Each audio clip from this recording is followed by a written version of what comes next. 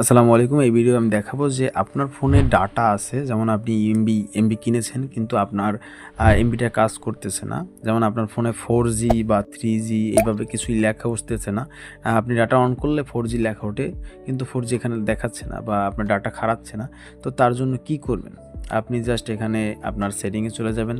সেটিংয়ে চলে যাওয়ার পরে আপনি মোড সেটিংয়ে যাবেন না। এটা জাস্ট আমি দেখানোর জন্য একটু ক্লিক করছি। আপনি এখানে আপনার সেটিংয়ে যাওয়ার পরে আপনি সিম কার্ড অ্যান্ড নেটওয়ার্ক ম্যানেজার এখানে ক্লিক করবেন বা মোবাইল নেটওয়ার্ক এখানে ক্লিক করবেন। ক্লিক করার পর যেই সিমটা সেই সিমটা সিলেক্ট করবেন। সিলেক্ট করার পরে একটু নিচের দিকে দেখবেন যে অ্যাক্সেস পয়েন্ট নেম, এই নামে একটা অপশন পাবেন। আপনি এখানে ক্লিক করবেন। ক্লিক করার পর আপনি এখানে দেখবেন এপিএন কোনো কিছুই সিলেক্ট করা থাকবে না আপনার।